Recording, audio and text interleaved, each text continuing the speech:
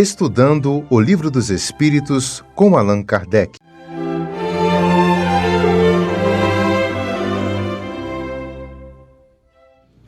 Meus irmãos, boa noite.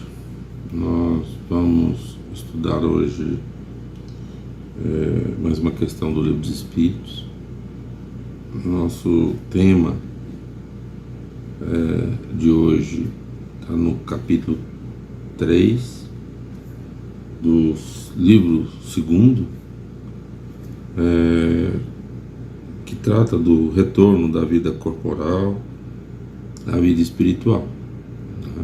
Então é do mundo espiritual, especificamente retorno da vida corpórea à vida espiritual.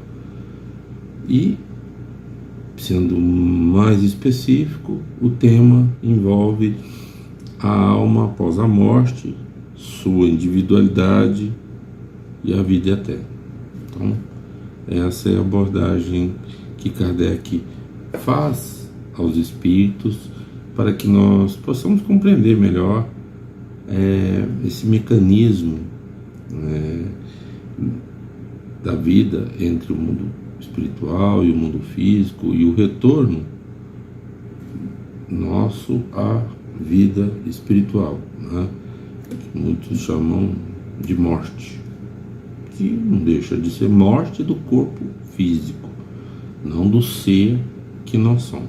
Nós continuamos vivos como seres espirituais que somos. Essa é basicamente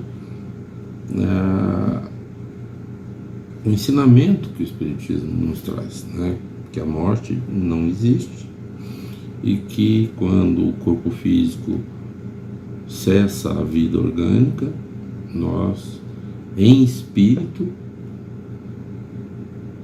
continuamos vivos, envoltos pelo nosso perispírito. Bom, o tema que hoje, a questão que foi proposta por Kardec para comentário dos espíritos foi a seguinte: que prova podemos ter da individualidade da alma após a morte? Como a gente tem uma prova, a nossa, quando ocorre a morte do nosso corpo físico e nós voltamos para a vida espiritual, nós continuamos um ser individual inteligente, um ser que pensa, um ser que raciocina individualmente. Por que Kardec faz esse questionamento?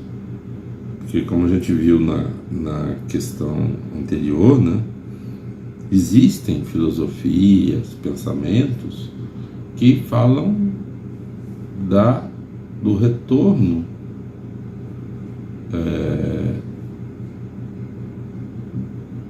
quando da nossa morte, nós voltamos a fazer parte do todo universal. O que seria isso?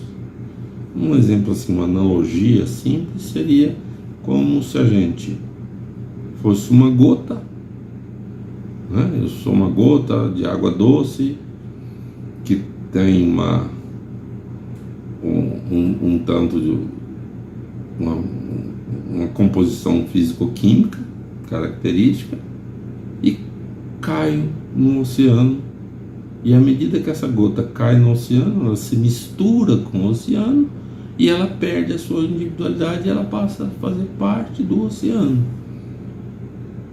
Isso seria esse todo universal, a analogia do oceano, o todo universal, e a gota seríamos nós.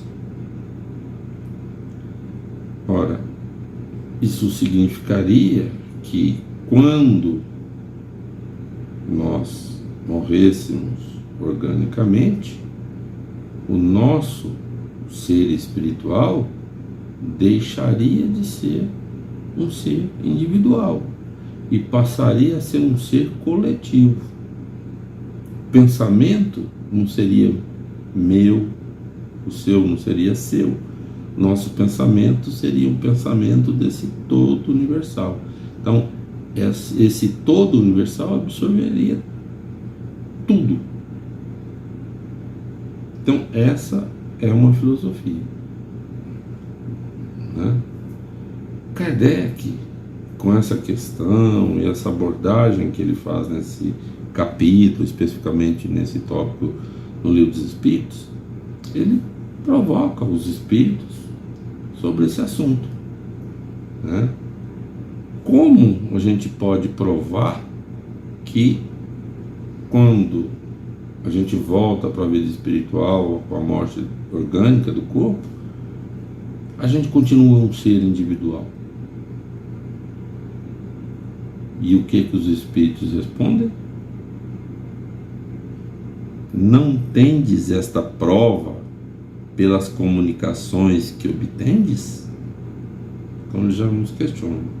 Ora, nas comunicações que a gente toma conhecimento dos espíritos, eles falam tudo da mesma forma, tudo igual? Ou cada um fala daquilo que conhece, que sabe, que domina?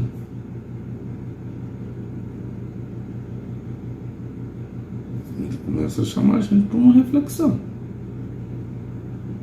E ele continua a resposta. Se não estiverdes cegos, vereis. E se não estiverdes surdos, ouvireis. Pois, frequentemente, uma voz fala e vos revela a existência de um ser que está ao seu redor. Quer dizer, a gente tem oportunidade, se a gente quiser observar, quiser analisar as comunicações que vêm do plano espiritual, a gente percebe que elas são individuais e não coletivas. Se elas fossem coletivas, elas seriam todas iguais, com o mesmo tipo de ensinamento. Todos os espíritos agiriam, falariam, trariam o mesmo tipo de mensagem. Mas não tem uma manifestação de espírito desequilibrado, revoltado. Nós não temos manifestações de espíritos superiores, manifestações que nos ajudam a refletir sobre as leis de Deus e os ensinamentos de Jesus, nos exortando muitas vezes a nossa própria transformação. Então são diferentes. São manifestações que comprovam que os seres espirituais, eles não são iguais, eles não agem da mesma forma. Cada um age de um jeito. Quando a gente vai por exemplo, né, numa reunião em que as pessoas recebem mensagens de espíritos diretamente, ou através da psicofonia, ou através da psicografia, a gente vê os espíritos manifestando detalhes da sua vida, da sua individualidade, das vivências que teve com outros, né, com os familiares, com os parentes, se revelam como um ser individual. Então, todo esse conjunto de manifestações são as provas, né, que a gente pode ter que essa teoria de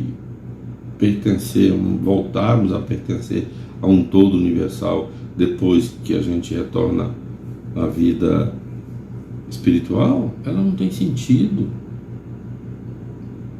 né? Qual seria o objetivo, então, de nós sairmos desse todo universal, encarnarmos como seres individuais, vivermos experiências individuais e depois voltarmos todo mundo para esse todo? Qual que seria o o objetivo disso? Não tem um sentido lógico, né, numa experiência, se isso de fato ocorresse. Agora, quando a gente é um ser individual e a gente continua esse ser individual, os objetivos ficam claros. Quando a gente percebe que a nossa experiência enquanto seres encarnados são oportunidades de aprendizado e de crescimento para a transformação desse ser individual que nós somos. Não do ser encarnado, que o corpo vai morrer, mas desse ser espiritual que nós somos, esse ser pensante, esse ser que perpetua a vida, esse ser imortal. Porque a partir do momento que Deus nos criou, nós passamos a evoluir pela eternidade. Nós não vamos morrer nunca. Nós vamos sempre evoluir, sempre nos tornarmos seres melhores.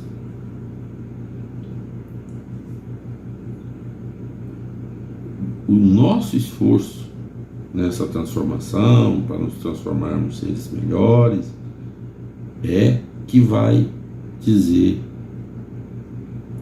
e vai deixar claro o quão rápido eu vou me tornar um ser mais evoluído. Se eu ainda continuo